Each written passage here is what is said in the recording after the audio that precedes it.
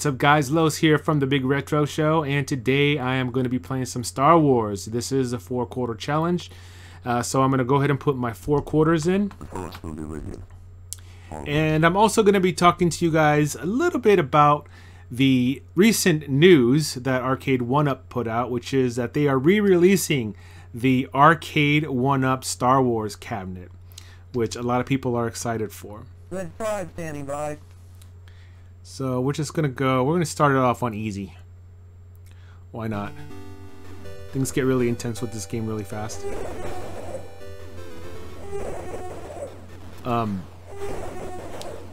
Yeah man, this game is probably one of my top 10 arcade games of all time. Love this game. Grew up playing this game in the arcades.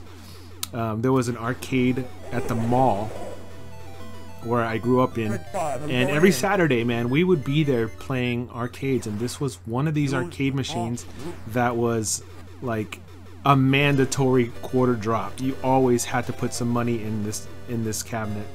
I mean, because it was Star Wars for one, and the other thing about it was that it had this cool controller, this this yoke. It made you feel like you were behind the wheel of an X-wing.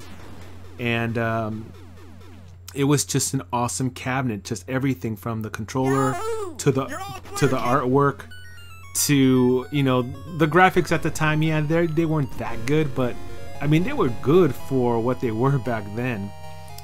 Another thing that was pretty dang cool about this arcade cabinet, the original one that is, and yeah, I know you guys are here for the Arcade1Up stuff, but the original cabinet, and I will be talking about that, but the original cabinet, had those digital voices in it, like "I have you now," like you just heard, and you would hear that in the arcade and go, "Oh, dang, that's pretty cool. I wanna play on that machine. That's all these sounds are coming from." And it just added to the whole experience. Red 5, I'm going in, and it's like, yeah, man, I'm Red 5. I get to be the hero in the arcade this time, not Luke Skywalker. So that was always one of the appeals of this game. It was probably one of the very first games to have voices in it. And back then, I mean, it was a big deal. It was really a big deal. But yeah, I mean, just the cabinet, the artistry that the cabinet displayed, and if you were lucky enough to find an arcade machine where you can sit down, well, that was just like next level.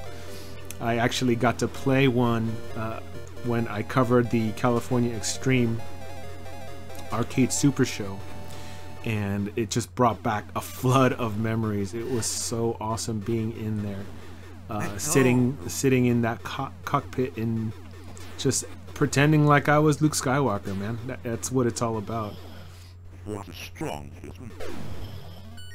I always love that animation where it's like, you blow it up, and it's so cool. Even though it's like not as graphically powerful as today, but it's still fun to look at. So with the whole Arcade1Up thing, man, if you guys have been watching my channel, you guys kind of know what my thoughts are on Arcade1Ups. It's a love-hate relationship with Arcade1Up, because on one hand you have this product. I'll start medium this time. On one hand, you have this product that is bringing back the arcade classics, and albeit it's an emulation type situation, but they're at least bringing it back and exposing these great arcade games to different generations that might not have grown up in the arcades, and I think that is awesome. I like that they're doing that, and at the same time, they're not the only company. iArcade is doing it, At Games is doing it, and all those companies are doing really a good service for lovers of arcade games. My main criticism with the Arcade1Ups is that it feels like a toy, like something that is not to be taken seriously by any arcade enthusiasts. And you know, I consider myself, and just because I grew up playing in the arcades, arcade enthusiast. I have an arcade machine in my house. It is a Street Fighter 2 machine, and you guys have probably seen it in my videos. And it is full size, and I feel like I'm actually playing an arcade. But when I'm playing on an Arcade1Up, I feel like a child, like a kid, like, you know, almost like you're playing on a kid's toy rather than a full-fledged arcade machine. And you know, I haven't reconciled that yet. And I know that, you know, there is some nostalgia there when you're playing an Arcade1Up, but it's like it just doesn't give me the same feeling that I used to have playing in the arcades, is what I'm trying to say. So I mean, that's one of my gripes. The other gripe that I have is that they're cheaply made. They're not made from the sturdiest materials. It's like an IKEA arcade machine, and it's, you know, again, I mean, it is what it is, and you know, people seem to not mind that so well. But you know, anybody who's ever played, like, for example, Street Fighter, knows that, you know, if you're on an arcade machine, on a Street Fighter 2 arcade machine with like two big dudes, it's hard to get your moves in, because especially if you're there with two adults, man, you guys are elbow to elbow. And you know, that can cost you the game. And you know, it sucks when you're in the arcades and you have to play, you know, on a full-size machine and not have enough room. And I can't imagine how people do it on an Arcade1Up machine, where it's like ultra small. There's not a lot of room, and you know, there's just no room to do anything. And good try, Danny boy. I'll go easy this time. There's just not enough room for you to really enjoy yourself on these machines. And that's another one of my gripes. With that being said, well, another one of my gripes also is the price. Now, the one Arcade1Up machine that I own is a tabletop Galaga machine, and I bought it for $50, which to me the price is right on that. I don't care how you slice it, the price is right. But I just can't justify paying like $300, $400, $500 on a Arcade1Up machine when there's just so many other ways of playing the games. And you know, I don't necessarily need to play it on a piece of furniture that is more of like a kid's toy. That's just me, though. I mean, there's so many other ways to play these games, and you know, I don't need to spend $300 or $400, $500 on this. But the one Arcade1Up, and this is getting to the bread of the story, the meat and potatoes, if you will, of the story. With the one cabinet that I did have a desire to buy, and that I would have bought if I was quicker to the party, is the Arcade1Up Star Wars machine. Because, as I said, this is a machine that is so beautiful, so awesome, that to buy one in, of course my preference is always going to be to buy a real cabinet, a real arcade cabinet, but those are really hard to find, and they go for a lot of money. And the other thing about that is that I don't have the room for it. I just don't have the room for it. So, but when Arcade1Up came out with theirs, I think it was priced at like $400 or something like that. I don't know. You guys help me out with that. And it came with Return of the Jedi and Empire Strikes Back. So it wasn't just a dedicated machine. I mean, I also used to play a lot of Return of the Jedi in the arcades. It was the same arcade that I played this Star Wars in. And it was awesome. I love Return of the Jedi, and so I thought it was pretty dang cool that they included it as part of the Arcade1Up machine.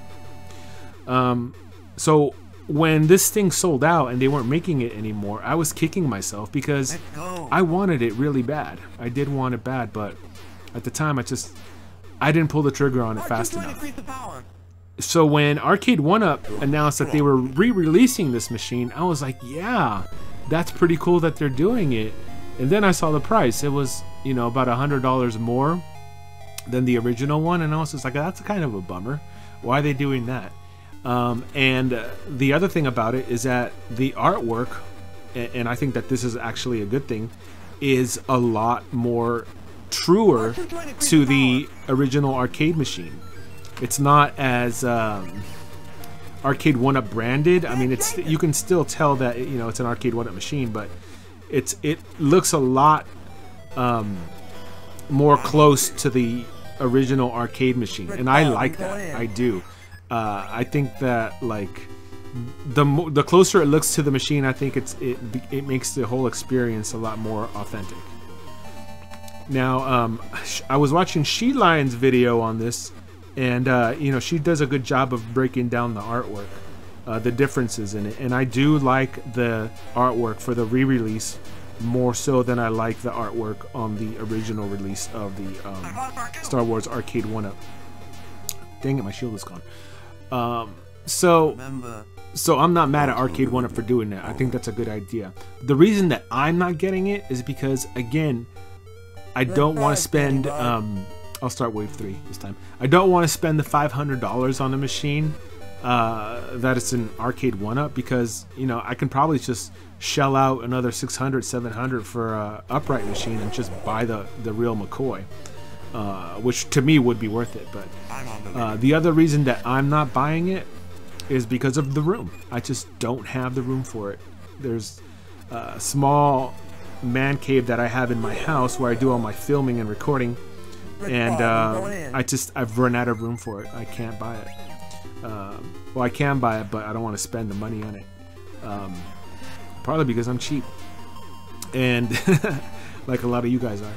And the room has always been an issue for me, so I don't have the room for it. But I think that anybody who likes Star Wars and grew up playing this arcade machine, I think if you have the room and if you like the machine, I think it's definitely worth considering buying it, because again, an upright machine will cost you a lot more, will take up a lot more room, and it's really hard to find. It really is, for a good price.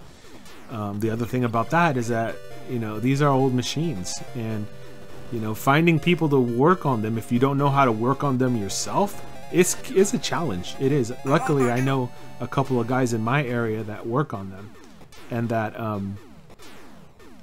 have worked on my machines before. I have a pinball machine as well as the Street Fighter 2 machine, so, you know, but those guys, you know, they know their craft. But guys that know how to work on these machines they're a dying breed, man. So I mean, if you can get yourself an Arcade1Up Star Wars machine, do it. I would say do it. I'm not going to, simply because of the price in the room, but that doesn't mean that you shouldn't. Anyways, guys, thank you for joining me on today's episode of 4 Quarters, the Big Retro Show. If you liked this content, consider subscribing to the channel, and I will catch you next time on the Big Retro Show. Peace.